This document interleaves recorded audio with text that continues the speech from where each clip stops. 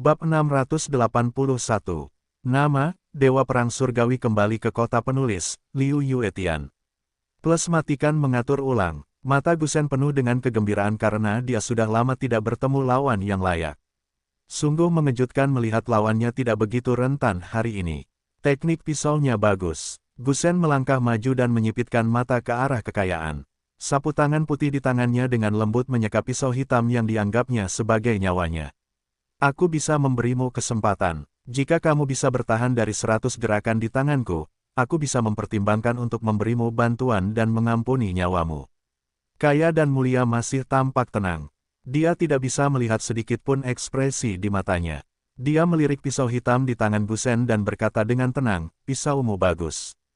"Haha, haha, aku tidak bisa melihat bahwa kamu cukup berpengetahuan." Gusen tertawa. Dia telah melalui banyak kesulitan dan sangat beruntung untuk mendapatkan pisau hitam. Dia biasanya suka memamerkan pedangnya, dan dia juga suka mendengar orang memuji pedangnya yang hebat. "Baiklah, jika kau menyukai pisau ini, aku dapat membantumu menemukan cara. Kau berlutut dan memukul kepalaku 3 kali dan memujaku sebagai guru. Ketika aku pensiun suatu hari nanti, mungkin aku dapat memberikan pisau hitam ini kepadamu." Kaya dan bangsawan menggelengkan kepalanya dengan lembut. "Metodemu tidak terlalu bagus. Aku punya metode yang lebih baik." "Oh, apa yang bisa kulakukan?" tanya Gusen dengan penuh minat. Kaya dan bangsawan saling menatap mata satu sama lain tanpa jejak suhu dalam kata-katanya, "Membunuhmu." Gusen tertegun dan segera menutupi perutnya dan tertawa. "Hahaha, ini benar-benar cara yang bagus, tetapi itu tergantung pada apakah kau memiliki kemampuan itu." Dengan itu, pergelangan tangan Gusen tiba-tiba terbalik, dan pisau hitam itu tiba-tiba mengeluarkan suara mendengung. Dalam sekejap, roh jahat yang hebat menyebar kemana-mana. Tidak, kekayaan bukanlah lawan orang itu. Zhang Beikei, yang tidak jauh dari sana, merasakan napas itu dan segera sedikit mengernyit. Bersama dengan kupu-kupu ekor burung di dekatnya, dia melangkah maju. "Jangan melangkah masuk." Si kaya dan si bangsawan tiba-tiba berkata dengan suara yang dalam, "Biar aku yang mengurusnya sendiri." "Tapi," dengarkan si kaya, pada saat ini, Yang Xuan juga berkata, Tapi saudara Yang, dilihat dari nafas orang itu, keterampilan si kaya dan si bangsawan masih sedikit kurang darinya. Aku khawatir dia akan." Aku berkata, "Biar si kaya dan si bangsawan yang menyelesaikannya sendiri." Yang Xuan berkata tanpa ekspresi, "Ingat, sejak saat kau bergabung dengan kepunahan langit, kau ditakdirkan untuk menghadapi hidup dan mati yang tak terhitung jumlahnya dan bahaya yang tak terhitung jumlahnya. Keberadaan Tianmi bukanlah untuk memilih seseorang yang lebih lemah dari dirinya, tetapi mampu memotong dan jatuh saat berhadapan dengan musuh yang kuat. Ini adalah gaya Tianmi. Jika kekayaan tidak dapat bertahan pada level ini, itu menunjukkan bahwa dia bukan anggota Tianmi yang memenuhi syarat." Zhang Beikei membuka mulutnya dan mendesah. "Hei, apakah kau sudah menemukan jawabannya? Aku bisa memberimu satu kesempatan terakhir." Gusen tersenyum pada orang kaya dan bangsawan itu, "Masih ada waktu untuk menyesal. Kau harus memikirkan berapa banyak orang yang ingin memujaku sebagai guru. Aku tidak setuju. Aku memberimu kesempatan untuk menghormatimu hari ini." Gusen adalah ahli pertama dalam keluarga Li, dan keluarga Li memperlakukannya dengan baik. Selama Gusen berbicara, hampir semua persyaratan akan terpenuhi. Oleh karena itu, Gusen telah lama membutuhkan barang-barang material. Keinginannya yang terbesar dalam hidupnya adalah mewarisi keterampilan pisau yang telah ia latih dengan keras selama bertahun-tahun dan pisau harta karun ini yang ia anggap sebagai hidupnya. Namun, pedang yang ia latih sangat rumit. Itu bukan sesuatu yang bisa dilatih oleh orang biasa. Ia membutuhkan seorang pria dengan bakat luar biasa. Namun, hanya sedikit orang dengan bakat ini. Gusen belum pernah bertemu. Tangan orang kaya dan bangsawan tadi tidak dapat menahan diri untuk tidak mencerahkan matanya. Tanpa diduga, pria yang tampak seperti petani yang jujur ini adalah seorang jenius dengan bakat tinggi. Namun Fugui tidak menghargai ranting zaitun yang dilempar Gusen. Dengan sekejap bilah pedangnya, tubuhnya tiba-tiba melompat, dan cahaya bilah pedang menyelimuti Gusen dalam sekejap. Meskipun pisau ini tidak terampil, tetapi cepat dan ganas, dan menunjukkan kekuatan yang kejam. Namun, Gusen santai menghadapi pisau tajam itu. Ketika bilah pedang itu datang, dia perlahan-lahan menoleh ke samping. Begitu bilah pedang itu terangkat, dia tiba-tiba berbalik. Kekayaan dan kehormatan tidak dapat dihindari. Sebuah luka berdarah tergores di lengannya dalam sekejap mata. Ini baru ronde pertama. Sungguh menyenangkan melihat Gusen bermain dengan pisaunya. Li Linhu telah santai sejak dia mengirim Gusen, karena menurutnya, Gusen tidak akan pernah kalah. Anak ketiga, pisau tuan tua tadi dapat memotong tenggorokan satu sama lain. Mengapa dia berbelas kasih? Seorang penjaga di sebelah Li Linhu bertanya dengan curiga. Dia juga seorang ahli. Dia bisa melihat petunjuk itu sekilas. Itu karena Gusen sudah lama tidak bertemu lawannya. Dia tidak ingin mengakhiri permainan secepat ini. Lagi pula, tidak buruk juga. Biarkan dia bersenang-senang hari ini. Senyum mengembang di sudut mulut Li Linhu. Dialah orang yang paling mengenal Gusen dan sangat mengenal karakter Gusen. Namun, Zhang Beikai dan kupu-kupu ekor burung tidak begitu tenang saat ini. Bahkan kupu-kupu ekor burung, yang selalu diam, tidak dapat menahan diri untuk tidak berkata, "Saudara Yang, teknik pisau orang itu lebih dari sekadar sepotong kekayaan. Jika pihak lain tidak memegang pisau itu tadi, aku khawatir Fugui akan berbaring." Apakah kamu benar-benar ingin melihat Fugui mati?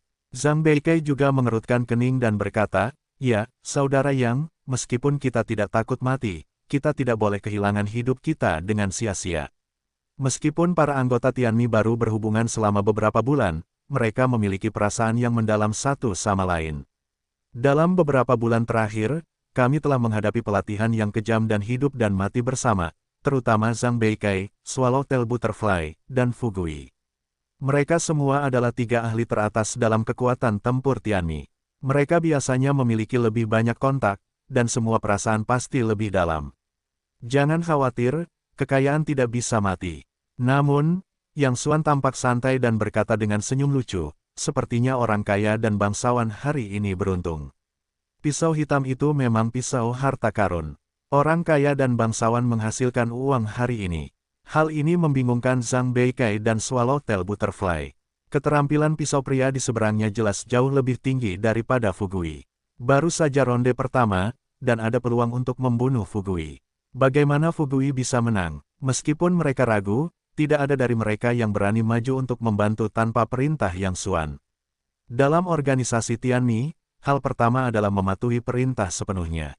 Selama mereka tidak mendapatkan otorisasi atau perintah Yang Xuan, bahkan jika orang kaya dan bangsawan hancur berkeping-keping di bawah kelopak mata mereka, mereka tidak akan pernah bergerak tanpa otorisasi. Sua-sua, di samping orang kaya dan bangsawan, mereka masih melancarkan serangan paling ganas terhadap Gusen. Berulang kali, harus kukatakan bahwa orang kaya dan bangsawan memang seorang jenius yang berbakat. Dengan pisaunya sekarang, siapa yang mengira bahwa pria ini tidak pernah belajar sehari pun sejak dia muda, atau bahkan di kota sebelum dia berusia 40 tahun. Dia hanya berhubungan dengan pertempuran dan pisau selama beberapa bulan. Namun, lawannya adalah Gusen, yang telah bermain dengan pisau selama beberapa dekade. Hampir setiap serangan orang kaya akan mendapatkan pisau. Gusen sudah lama tidak bermain seperti ini, jadi dia sangat terukur dan tidak akan pernah membunuh orang kaya dan bangsawan dalam jangka waktu tertentu. Dia sangat menikmati prosesnya, setiap pisau disertai dengan bau darah kesukaannya. Dalam sekejap mata, orang kaya dan bangsawan telah ditikam 49 kali. Darah telah membasahi pakaian dan pakaian mereka. Mereka berlumuran darah di sekujur tubuh. Mereka tampak mengerikan. Ya, ini pertama kalinya aku bertemu seseorang yang tidak jatuh setelah begitu banyak pisau. Mata Gusen memancarkan cahaya dingin, tapi aku lelah bermain. Ayo kita bawa kamu ke jalan. Katakan saja, begitu bilahnya berputar, roh jahat yang hebat tiba-tiba meledak. Zhang Beikai dan kupu-kupu ekor burung semuanya khawatir. Ini adalah akhir dari kekayaan. Namun, Yang Xuan di sebelahnya tersenyum. Dia tahu bahwa bukan kekayaan yang akan berakhir, tetapi Gusen. Pisau ini, Gusen tidak punya belas kasihan, dan bilahnya langsung menancap ke tenggorokan lawannya. Merupakan kehormatan bagimu untuk mati di bawah pisauku. Ada kilatan dingin di mata Gusen. Namun, tepat ketika bilahnya berada setengah inci dari tenggorokan lawannya, Gusen tiba-tiba menemukan bahwa sudut mulut pria itu memiliki lengkungan aneh.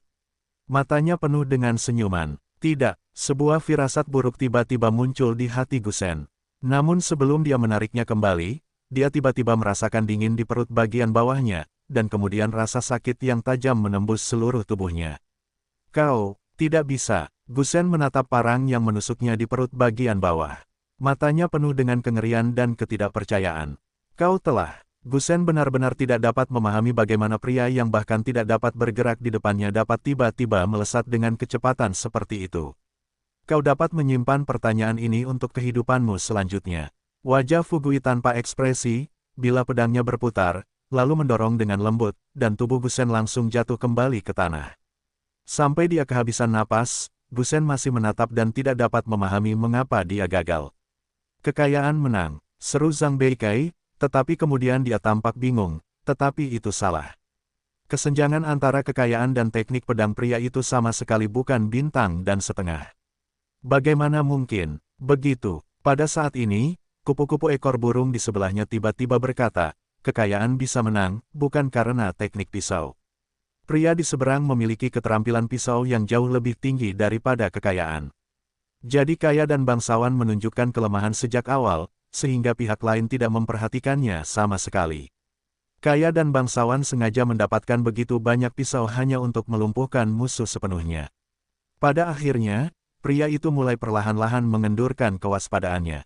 Jadi pada pukulan terakhir, kelemahan itu terbuka lebar. Kaya dan bangsawan baru saja memanfaatkan kesempatan ini untuk melancarkan pukulan fatal kepada pihak lain. Yang Xuan melirik kupu-kupu ekor burung layang-layang dan mengangguk kagum. Sue Chao pernah berkata bahwa selain ganas, karakteristik terbesar kupu-kupu ekor burung layang-layang adalah sangat tenang. Tidak peduli seberapa rumitnya masalah, dia selalu bisa menjaga hati yang tenang. Pengamatannya dan pikirannya yang tenang pasti akan menjadi pembunuh bayaran teratas dalam beberapa tahun jika mereka diukir di masa depan. Saudara Fugui, kerja bagus. Zhang Beikai tersenyum dan menepuk bahu orang kaya dan bangsawan itu. Melihat darah masing-masing, dia berkata dengan prihatin, apakah kamu baik-baik saja setelah begitu banyak pisau? Rasanya seperti menggelitikku karena luka kecil ini. Orang kaya dan bangsawan membuat lelucon langka, dengan lembut mengusap gangster itu, dan matanya penuh dengan kegembiraan, pisau yang bagus sekali. Selamat, kaya dan mulia. Di masa depan, pisau ini dan kalian akan menjadi terkenal bersama. Yang Xuan tersenyum kagum. Di sisi lain, Li Linho benar-benar gila. Gusen, Guye. Li Linho menatap merah. Meskipun dia dingin dan tidak berperasaan, dan bahkan saudara laki-laki, saudara perempuan, dan ayah kandungnya sendiri dapat memulai, tidak dapat dikatakan bahwa Li Linho adalah hewan yang sama sekali tidak memiliki emosi. Karena dia masuk akal, dia menantikan kematian saudara perempuan dan laki-lakinya sendiri, bukan hanya karena mereka akan bersaing dengan diri mereka sendiri untuk mendapatkan posisi pewaris pemilik keluarga. Lebih karena dia memiliki penyakit aneh sejak kecil, hormon yang disekresikan oleh kelenjar pituitari jauh lebih banyak daripada orang normal. Akibatnya, ketika dia masih di sekolah dasar, dia tumbuh hingga 1,8 meter dan tampak konyol. Yang terpenting, perkembangan otaknya mungkin jauh lebih lambat daripada teman-temannya karena sekresi hormon. Akibatnya, dia hampir tidak selesai membaca buku komik sampai dia lulus dari sekolah dasar. Saat itu, kakak tertuanya Li Min dan kakak ketiganya Li Lincheng sangat berbakat, memiliki nilai yang sangat baik sejak kecil, dan sangat unggul dalam segala hal. Oleh karena itu, kedua orang itu tidak menyukai kedua orang bodoh ini di dalam hati mereka. Mereka selalu menggodanya dan mempermalukannya. Saat yang paling keterlaluan, Li Lincheng menumpahkan air seni di botol minuman dan berbohong kepadanya bahwa itu adalah jus jeruk. Li Linho, yang tidak tahu di mana dia berada, meminum sebagian besar botol sekaligus dan hampir tidak tersedak empedu. Dia tidak akan pernah melupakan adegan ketika Li Min dan Li Lincheng menutupi perut mereka dan tertawa. Kemudian, setelah tumbuh dewasa, otak Li Linho akhirnya mulai berkembang, dan kecerdasannya terus berkembang. Otaknya bahkan beberapa kali lebih pintar daripada Li Min dan Li Lincheng. Tetapi Li Linho tahu cara menggunakan tipu dayanya. Karena semua orang menganggapnya bodoh, dia hanya berpura-pura sampai akhir. Benar saja, ketika Li Min dan Li Lincheng bertarung sengit untuk mendapatkan posisi pewaris pemilik keluarga, tidak ada yang memperhatikannya. Ini memberi Li Linho banyak waktu dan kesempatan untuk diam-diam memperluas kekuatannya selangkah demi selangkah. Selain itu, tubuhnya secara alami kuat, tetapi juga dilatih untuk menjadi tidak berarti, dan secara tidak sengaja perlahan menjadi kapten pengawal keluarga Han. Dia telah menunggu kesempatan. Selama waktunya tepat, dia harus membiarkan Li Min dan Li Lin mati tanpa tempat pemakaman. Oleh karena itu, bahkan jika Li Min dan Li Lincheng tidak dibunuh oleh Yang Xuan, mereka pada akhirnya akan mati di tangan Li Linhu. Adapun ayahnya Li Chunlin, Li Linhu tidak pernah memiliki perasaan apapun padanya. Sejak kecil, dia sudah dianggap aib keluarga Li oleh Li Chunlin. Dia tidak pernah malu menyebut anaknya yang konyol di depan orang luar. Bahkan saat ada tamu di rumah, mereka sengaja akan menghindar dari Li Linhu dan tidak mengizinkannya muncul. Di luar sana banyak tamu dan orang-orang sibuk, tetapi Li Linhu hanya bisa bersembunyi di kamar sendirian. Tidak ada yang tahu betapa banyak penderitaan yang telah dia tanggung. Sehingga di kemudian hari di matanya, dia tidak pernah memiliki kasih sayang keluarga. Yang dia pedulikan hanyalah memanjat ke atas. Dia ingin membuat orang-orang yang pernah memandang rendah dan menertawakannya berlutut dan gemetar di depannya. Dia dingin dan kejam. Dia akan melakukan apa saja demi kepentingannya. Dia tidak pernah punya perasaan. Dia bahkan tidak pernah menyentuh gadis-gadis di usianya yang sudah begitu tua. Kecuali satu orang, Gu Shen. Pada hari libur kelulusan sekolah dasar, ayah saya merekrut seorang ahli dari luar untuk bergabung dengan keluarga Li. Pria itu adalah Gu Shen. Saat itu, keluarga Li mengadakan jamuan penyambutan besar untuk Gu Shen. Seperti sebelumnya, Li Chunlin masih membiarkan anaknya yang konyol menghindar karena takut akan kehilangan muka keluarga Li. Li Linhu tinggal sendirian di kamar kosong, mendengarkan tawa di luar, dan air matanya mengalir. Pada saat ini, seorang pria tiba-tiba masuk dari luar dan mengobrol dengannya sambil tersenyum. Dia juga mengatakan bahwa fisiknya jenius untuk berlatih seni bela diri. Sejak saat itu, Li Linhu mengikuti Gu Shen untuk berlatih pedang setiap hari. Tubuhnya, pikirannya, dan otaknya juga berkembang pesat dari hari ke hari. Gu Shen juga telah menjadi pengawal pribadinya. Tidak peduli apa yang dia lakukan selama bertahun-tahun ini, Gu Shen akan selalu berdiri di sampingnya tanpa syarat. Suatu kali Li Linhu bertanya kepada Gu Shen dengan curiga. Dia bodoh saat itu. Mengapa Gu Shen memperlakukannya dengan begitu baik? Jawaban Gu Shen juga mengejutkannya. Saat itu, Gu Shen tersenyum dan menjawab, saya juga bodoh ketika saya masih kecil. Saya dapat memahami rasanya dikucilkan dan dihina. Kalimat ini membuat Li Linhu teringat. Baginya, Gu Shen bukan hanya pendampingnya, tetapi juga tuannya dan orang yang lebih tua darinya. Namun kini, di dunia ini, satu-satunya orang yang ia sayangi terbunuh oleh pisau. Minum. Li Linhu mengeluarkan raungan seperti binatang buas, matanya terbuka lebar, darah memenuhi matanya, dan urat-urat hijau di dahinya pecah. Aku ingin kau membayar dengan nyawamu. Pedang lebar 9 cincin besar di bahunya menghantam tanah dengan keras dan langsung memotong retakan selebar setengah meter dan panjang 10 kaki. Panggil, seluruh tubuh, seperti binatang buas yang gila, meraung dan bergegas menuju kekayaan. Biarkan aku melakukan ini. Menghadapi Li Linhu yang ganas, kilatan kegembiraan melintas di mata Zhang Beikai. Karena takut orang lain akan memimpin, pergelangan tangannya bergetar, dan 2 cakar baja terlepas dari lengan kedua tangannya, yang sedikit seperti senjata Wolverine. Ledakan, pedang lebar 9 cincin itu menebas pisau seperti longsoran salju, dan Zhang Beikai dengan cepat menyilangkan cakarnya untuk menangkis. Tetapi kekuatan pisau ini tidak terbatas, dan tubuh Zhang Beikai terguncang maju mundur. Namun, ia segera menstabilkan sosoknya, tidak berani bertarung satu sama lain lagi, dan mulai menyebarkan metode tubuhnya untuk menghadapi Li Linhu. Yang satu sangat kuat dan yang lainnya pintar dan licik. Keduanya tidak dapat dipisahkan. Pada saat yang sama, sekelompok besar pengawal keluarga Li di belakang Li Linhu bergegas maju. Yang kaya dan mulia, apakah kamu baik-baik saja? Kupu-kupu ekor burung layang-layang membuka mulutnya dengan ringan. Yang kaya dan mulia menjilati noda darah di bilahnya dan berkata, aku baru saja bersenang-senang. Fugui bisu ketika dia pertama kali datang, tetapi kemudian Sue Chaohua membayar banyak uang untuk menyewa beberapa dokter ajaib, dan akhirnya membiarkan Fugui berbicara. Baiklah, kiriku, kananmu. Pergelangan tangan kupu-kupu ekor burung layang-layang bergetar, dan pisau kupu-kupu kecil berwarna perak jatuh ke telapak tangannya. Tubuhnya ringan dan cerdas seperti bulu. Dalam sekejap mata, dia melirik uang itu. Yang kaya dan mulia mengikutinya, dan luka-luka di tubuhnya tidak hanya tidak memengaruhi efektivitas tempurnya, tetapi juga merangsang bau binatang buas di tubuhnya. Yang Xuan telah berencana untuk maju untuk melakukannya, tetapi ketika kupu-kupu ekor burung layang-layang dan Fugui bergegas keluar, dia memegang gelang itu di depan dadanya lagi, dan senyum lucu dan penuh penghargaan muncul di sudut mulutnya. Karena tidak terlalu banyak untuk menggambarkan pemandangan saat ini. Gaya kekayaan dan kehormatan sangat ganas, seperti binatang buas. Dengan pisau hitam di tangannya, kemanapun dia pergi, itu seperti angin musim gugur yang menyapu dedaunan. Meskipun pisau kupu-kupu ekor burung layang-layang kecil, itu sangat kejam.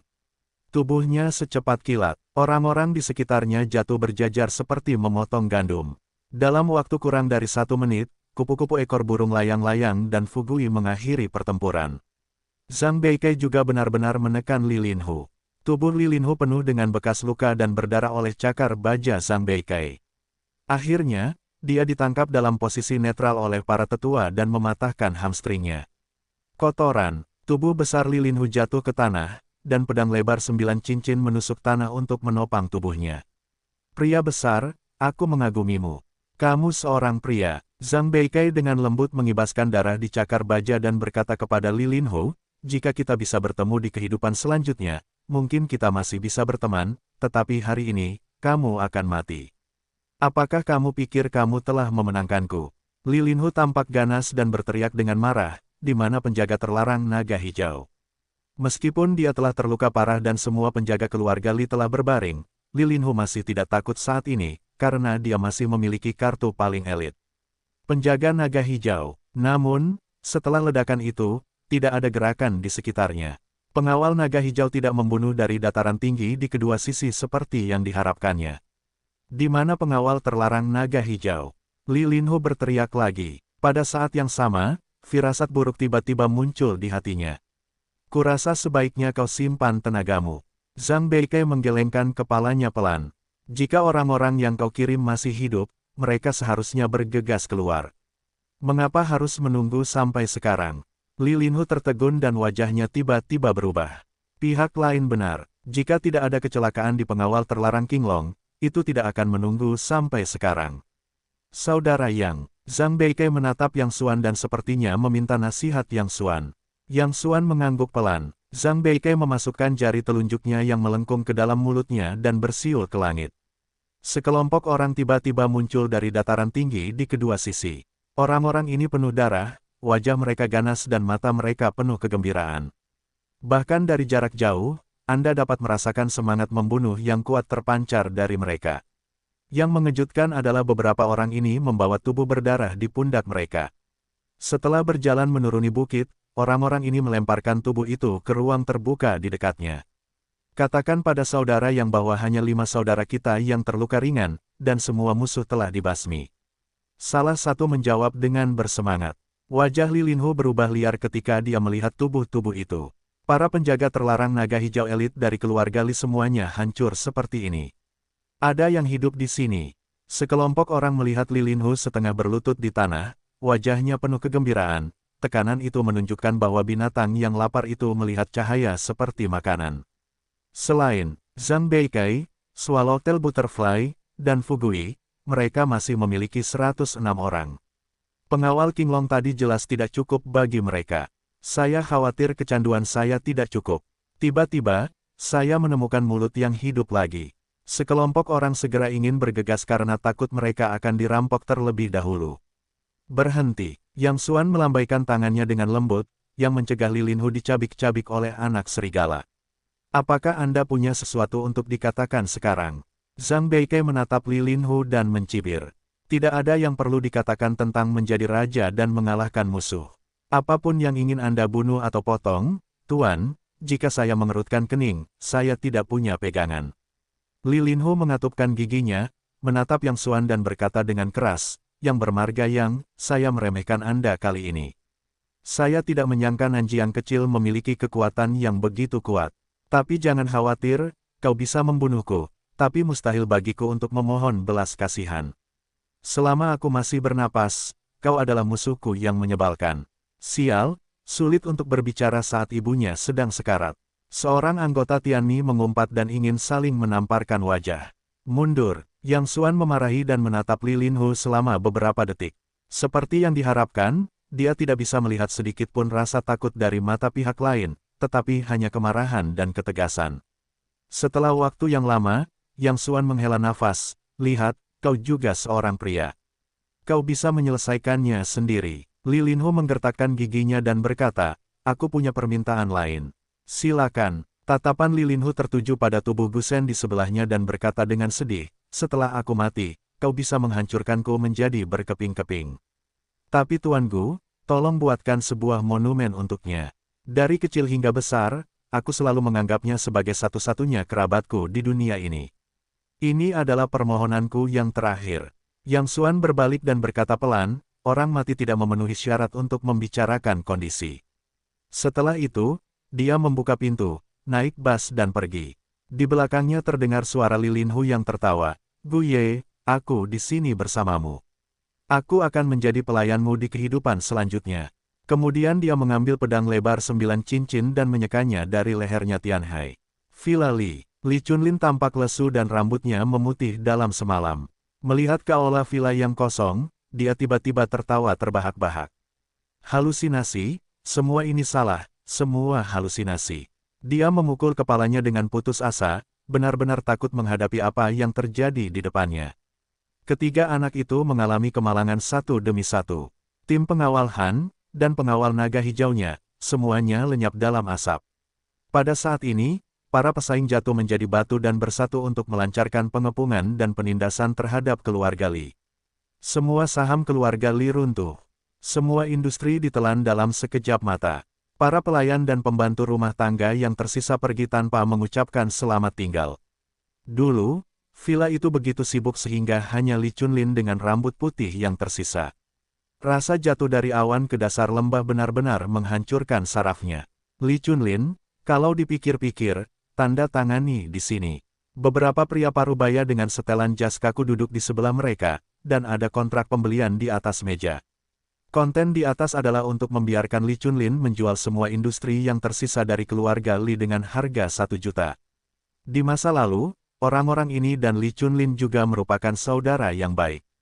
Namun, ketika keluarga Li mengalami kecelakaan, reaksi pertama mereka bukanlah untuk membantu, tetapi jatuh ke dalam sumur seperti sekelompok serigala yang lapar. Mereka mencoba untuk menggigit lebih banyak domba gemuk tanpa tempat berlindung. 1 juta, hehe. Kamu benar-benar berteman denganku.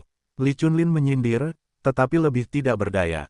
Seorang pria gemuk setengah baya menyipitkan matanya dan berkata, tentu saja, kami terkenal dengan pemberian kami.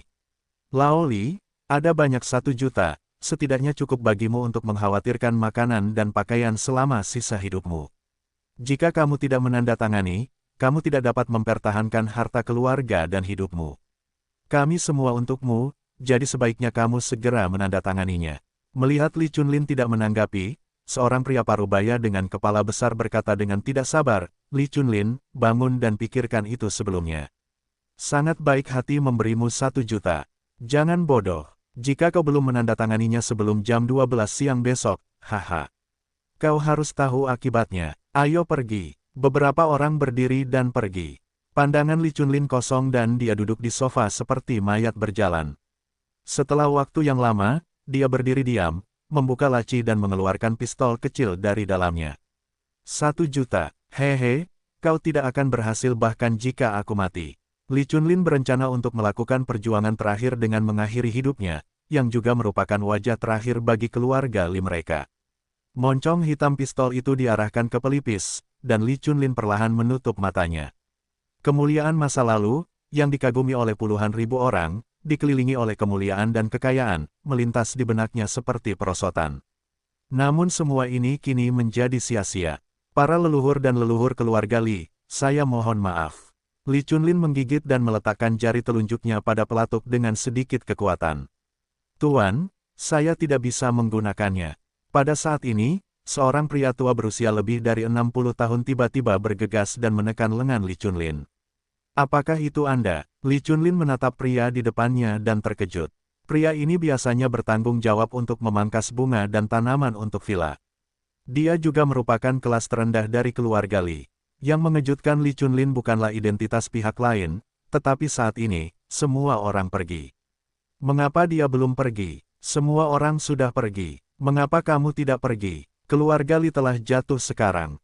Tidakkah kamu tahu bahwa tinggal akan terlibat? Li Chunlin bertanya. Lelaki tua itu menggelengkan kepalanya pelan. Meski punggungnya bungkuk, tatapan matanya sangat tegas. Aku tahu, meski aku sudah tua, aku tidak bingung. Aku tahu apa konsekuensinya jika tetap tinggal. Tapi aku awalnya gelandangan. Kau menerimaku di awal. Selama lebih dari 10 tahun, aku sudah cukup makan dan memakai baju hangat setiap hari. Aku tidak melupakan kebaikanmu padaku sedetik pun. Sekarang keluargamu dalam masalah. Bagaimana mungkin aku meninggalkanmu? Aku tidak bisa bicara, tapi aku tahu bagaimana membalas kebaikan. Li Chunlin sedikit tertegun, lalu senyum bahagia dan getir muncul di sudut mulutnya. Lelaki tua ini adalah pelayan terendah di keluarga Li. Li Chunlin menerima dia di awal bukan karena kebaikan, tapi karena Li Chunlin melakukan hal besar hari itu. Dia dalam suasana hati yang baik dan dengan mudah merekrut lelaki ini untuk bekerja di rumah. Meski lelaki itu telah memperbaiki dan memotong bunga serta pohon di keluarga Li selama lebih dari 10 tahun, Li Chunlin hampir tidak pernah berbicara sepatah kata pun padanya atau bahkan menatapnya. Tetapi saya tidak pernah menyangka bahwa lelaki ini akan menemaninya sampai orang terakhir. Dan mereka yang merendahkan diri, menyanjung diri sendiri, dan menunjukkan kesetiaan berlari lebih cepat daripada orang lain. Ini lelucon paling lucu di dunia. Li Chunlin menatap lelaki tua itu selama beberapa detik, lalu berbalik dan mengeluarkan setumpuk dokumen dari brankas. Ini semua ekuitas keluarga Li. Anda dapat mencairkannya segera. Setidaknya masih ada 200 juta yang tersisa. Sekarang, semua barang ini milik Anda. Anda mencairkan saham ini segera, lalu ambil uangnya dan cari tempat untuk menjalani kehidupan yang baik. Ini bisa dianggap sebagai balasan kesetiaanmu kepadaku. Tuan, bagaimana denganmu? Orang tua itu menatap Li Chunlin dan berkata. Li Chunlin berkata dengan senyum masam, tentu saja, aku turun untuk meminta maaf kepada leluhur keluarga Li. Hal-hal ini tidak ada artinya bagiku. Saat ini, aku tidak tahu berapa banyak mata yang menatap sekeliling villa. Begitu aku muncul, aku akan langsung disaring. Tetapi kamu berbeda. Mereka tidak akan pernah berpikir bahwa aku akan mentransfer semua ekuitas kepadamu. Tidak, Tuan. Orang tua itu menggelengkan kepalanya dan berkata, Tuan, kamu bahkan tidak takut mati sekarang. Apakah kamu tidak punya keberanian untuk hidup? Aku tidak memiliki banyak budaya dan aku tidak banyak membaca, tetapi aku punya satu catatan. Tolong buat keputusan. Li Chunlin tercengang. Ide apa, katamu? Orang tua itu menatap Li Chunlin dan berkata, aku tidak tahu apakah Tuan ingat bahwa seseorang mengeluarkan perintah hadiah beberapa waktu lalu. Jika ada yang membantu mereka menemukan seseorang, mereka akan menyetujui permintaan seseorang. Li Chunlin mengangguk dan berkata, apakah Anda berbicara tentang bandit kuda Beishan? Saya mendengar bahwa putra seorang pemimpin bandit kuda terbunuh, tetapi saya tidak dapat menemukan pembunuh yang sebenarnya. Apa hubungannya ini dengan saya? Tuan, Anda dapat memberitahu mereka bahwa pembunuhnya adalah orang yang membunuh wanita tertua, putra kedua, dan putra ketiga. Dan kemudian membalas dendam dengan tangan mereka. Li Chunlin menghela nafas, saya menghargai kebaikan Anda, tetapi bandit kuda itu tidak baik. Jika mereka menemukan saya berbohong, mereka akan membalas dendam terhadap saya. Para bandit kuda itu sangat ganas. Bahkan di puncak keluarga Li saya, mereka sama sekali bukan lawan mereka, apalagi sekarang. Setelah mendengar ini, lelaki tua itu berkata, Tuan, mereka akan membalas dendam pada saat itu. Yang paling ingin mereka lakukan adalah membunuh Anda, tetapi apakah Anda masih takut mati? Li Chunlin tertegun dan tiba-tiba menyadarinya. Ya, dia bahkan tidak takut mati sekarang. Bagaimana dia bisa mengkhawatirkannya? Tapi sekarang semua buletin di villa telah terputus, dan daerah sekitarnya penuh dengan eyeliner. Aku tidak bisa meninggalkan villa di tengah jalan. Li Chunlin mengerutkan kening. Orang tua itu tiba-tiba tersenyum, Tuan, Anda tidak punya apa-apa untuk membalas kebaikan saya. Tulang tua saya, biarkan saya membantu Anda untuk terakhir kalinya. Boom, hari ini cuaca sedang cerah. Tiba-tiba, petir menyambar langit. Tetesan air hujan yang besar langsung jatuh seperti manik-manik yang pecah. Kota Beishan, di utara negara bagian Longxia, terletak di sebelah timur kota, sekitar 20 km jauhnya, berdiri sebuah rumah bangsawan yang sangat megah. Di gerbang rumah bangsawan itu terdapat pelat besi yang diukir dengan gambar serigala yang ganas. Namun, ada perbedaan besar antara serigala liar dan pola serigala biasa, yaitu, serigala liar pada pelat besi itu memiliki 3 mata. Di tengah rumah bangsawan itu, terdapat sebuah villa yang sangat besar. Seorang pria parubaya dengan wajah muram dan jubah berpola serigala hitam duduk di kursi yang dilapisi kulit harimau. Di depannya, berlutut seorang pemuda yang diikat dan berlumuran darah. Guo Feihu, aku tidak menyangka kau berani melakukan hal yang begitu memberontak. Kau akan diiris oleh ribuan pisau. Mulut pemuda itu berdarah dan matanya penuh amarah. Oh, benarkah? Guo Feihu dengan lembut membelai jubah bercorak serigala di tubuhnya dan berkata dengan suara dingin, para bandit berkuda kita telah bertahan selama ratusan tahun. Yang terpenting adalah siapa yang memiliki kemampuan dan siapa yang menjadi pemimpin. Selama bertahun-tahun, keluarga kuda hitam kita telah menaklukkan banyak musuh yang kuat dan memberikan kontribusi yang besar. Tetapi apa yang dilakukan keluarga kuda hijaumu selain menghitung uang dalam karung? Mengapa pemimpin harus membiarkan orang-orang dari keluarga kuda hijaumu melakukannya? Jika pemimpin lama yang terakhir tidak tahu apa yang sedang terjadi, dia harus menyerahkan posisi pemimpin kepada orang tuamu yang tidak berguna itu. Sejak dia menjadi pemimpin, ada satu aturan di sebelah kiri dan satu aturan di sebelah kanan. Ini tidak dapat dilakukan dan itu tidak dapat dilakukan. Berapa banyak uang yang telah dipotong untuk saudara-saudara? Apalagi yang kamu katakan bahwa kamu tidak selalu bisa menjadi perampok. Itu lelucon besar. Jika kamu bukan perampok, mengapa kamu menyebutnya bandit berkuda? Terima saja takdirmu hari ini. Aku ingin kau hidup beberapa hari lagi. Aku tidak menyangka bahwa karena kau telah mengetahui rahasiaku sebelumnya, aku hanya bisa berkata aku minta maaf. Seseorang, suruh pemimpin muda itu pergi. Ya, dua pria kekar segera maju dan menyeret pemuda itu keluar. Guo Feihu, kau akan dihukum. Pemuda itu memarahi, tetapi di akhirnya dibawa ke paviliun di luar. Tenggorokannya dipotong dengan pisau, dan tubuhnya dikubur di bawah pohon elem tua. Di villa, ada orang-orang dengan mata dingin di kedua sisi. Guo Feihu menarik napas dalam-dalam, menatap kerumunan dan berkata dengan suara yang dalam, saudara-saudara, karena rencana kita telah terungkap, kita harus mulai lebih awal. Kita telah mempersiapkan hari ini sejak lama. Sekarang, waktunya telah tiba. Para bandit kuda masa depan akan menjadi dunia keluarga kuda hitam kita. Begitu aku menjadi pemimpin, aku akan membawa saudara-saudaraku menuju kemakmuran. Belasan orang di bawah menjawab serempak, kami bersedia mendengarkan pemimpin. Laporkan. Tepat saat itu, seorang bandit kuda poni bergegas masuk. Katakan kepada pemimpin bahwa seseorang di luar mengatakan ingin bertemu denganmu. Kata bandit kuda poni itu. Guo Feihu mengerutkan kening, siapa? Sudah berapa kali kau mengatakan bahwa jika kau bertemu orang asing di daerah ini, kau akan dibunuh? Bandit kuda kecil itu buru-buru berkata, orang itu memintaku untuk mengatakan bahwa dia tahu siapa yang membunuh Tuan Muda. Apa?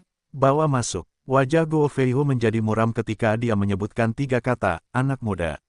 Dalam beberapa tahun terakhir, dia memimpin keluarga kuda hitam untuk menaklukkan timur dan barat, dan perluasan kekuasaannya luar biasa. Itu juga menjadikan keluarga kuda hitam salah satu keluarga terbesar di antara para bandit kuda.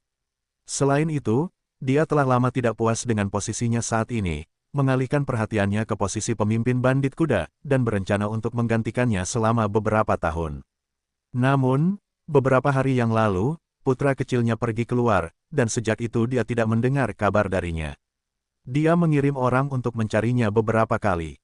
Akhirnya, menurut beberapa petunjuk, dia menggali beberapa tulang di dekat kota lapis ketiga yang disebut kota Nanjiang di selatan. Dari pakaian dan beberapa barang pribadi, dapat dilihat bahwa mayat itu adalah putra bungsu dari keluarga kuda hitam, yaitu putra bungsu Guo Feihu. Guo Feihu sangat marah dan bersumpah untuk membalas dendam. Namun, dia memeriksa beberapa kali dan hanya menemukan bahwa itu adalah seorang wanita bernama Pan Yunqian yang memanggil putra bungsunya ke Nanjiang. Namun, wanita bernama Pan Yunqian itu telah meninggal dengan menyedihkan saat itu, dan petunjuknya benar-benar rusak. Ini adalah simpul terbesar di hati Guo Feihu. Dia tidak pernah menyerah melacak pembunuh yang sebenarnya. Beberapa waktu lalu, dia juga mengeluarkan perintah hadiah setinggi langit. Jika ada yang membantunya menemukan pembunuh yang sebenarnya, dia dapat memenuhi keinginan siapapun. Seorang pria dengan rambut putih dibawa masuk, compang camping dan wajahnya ditutupi tanah. Mengapa kamu terlihat begitu familiar bagiku? Guo Feiyu tiba-tiba merasa bahwa pria di depannya sepertinya pernah bertemu di suatu tempat. Setelah menatapnya beberapa saat, dia tiba-tiba berseru, apakah Anda Han Chunlin dari keluarga Han Tianhai? Han Chunlin mengangguk dengan lembut, pemimpin Guo memiliki penglihatan yang bagus. Saya Han Chunlin dari Tianhai. Keluarga Han juga merupakan Hao Su di Tianhai. Pemiliknya Han Chunlin adalah sosok yang kuat dan sering muncul di berbagai majalah dan program TV. Jadi tidak jarang Guo Feiyu mengenalnya. Bagaimana Anda menjadi seperti ini? Guo Feiyu tampak sedikit bingung, bukankah pemilik keluarga Han yang dia lihat di TV sangat berkuasa? Setelah bertanya, Guo Feiyu tiba-tiba teringat dengan urusannya, apakah kamu tahu siapa yang membunuh anakku? Han Chunlin mengangguk pelan, ayo, siapa dia? Guo Feiyu begitu bersemangat hingga dia berdiri dan berjalan ke arah Han Chunlin selangkah demi selangkah. Maaf, Ketua Guo, aku belum bisa memberitahumu di mana pembunuhnya. Han Chunlin berbicara dengan tenang. Dia baru saja mengalami kesedihan terbesar dalam hidupnya, jadi dia tidak takut pada apapun saat ini. Lancang, katakan dengan cepat, atau penggal kepalamu. Seorang pria di dekatnya mengeluarkan pedang tajam dan meletakkannya di leher Han Chunlin. Han Chunlin tertawa, kamu bisa melakukannya, tetapi jika aku mati, kamu tidak akan mau tahu siapa pembunuh sebenarnya. Sialan, mengancamku, bukan. Aku akan memotongmu terlebih dahulu. Bandit kuda itu hendak memotongnya. Mundur, Guo Feiyu memarahi dengan marah, lalu menatap Han Chunlin dan melihat ke atas dan ke bawah sebentar. Dia berkata dengan senyum dingin, layak menjadi pengusaha. Sepertinya tidak ada gunanya, kamu tidak akan membuka mulutmu. Ayo, apa yang kamu inginkan? Han Chunlin tidak berbicara, tetapi batuk pelan 2 kali. Guo Feiyu menarik napas dalam-dalam, mengangkat tangannya dan berkata, ayo, tunjukkan tempat duduk kepada Tuan Han dan tuangkan teh. Han Chunlin menyesap teh hangat dan perlahan berkata, jika kamu ingin aku memberitahu pembunuh yang sebenarnya, pemimpin Guo harus melakukan sesuatu untukku terlebih dahulu. Ada apa? Tanya Guo Feiyu. Bunuh. Mata Han Chunlin tiba-tiba memancarkan cahaya dingin yang membeku di sumsum tulang, dan menggertakkan giginya dan berkata, Tianhai sekali, beruang. Jika pemimpin Guo membantuku membunuh kedua keluarga itu, aku akan segera memberitahu keberadaan pembunuhnya. Pada saat ini, Han Chunlin tidak hanya membenci Yang Xuan, tetapi juga membenci keluarga Zheng Xiong secara ekstrim. Ketika keluarga Han-nya dalam kesulitan, kedua pria itu jatuh ke dalam sumur, membagi-bagi industri keluarga Han, menduduki wanita-wanitanya dan membunuh sekelompok besar pelayan yang setia kepadanya. Kali ini dia berhasil melarikan diri dari villa, tetapi dia masih bersembunyi di balik pakaian pelayannya, tetapi pelayan yang setia itu membakar villa dan mengubahnya menjadi abu bersama dirinya. Pada saat ini, Han Chunlin sudah putus asa dan tidak menganggap serius hidupnya.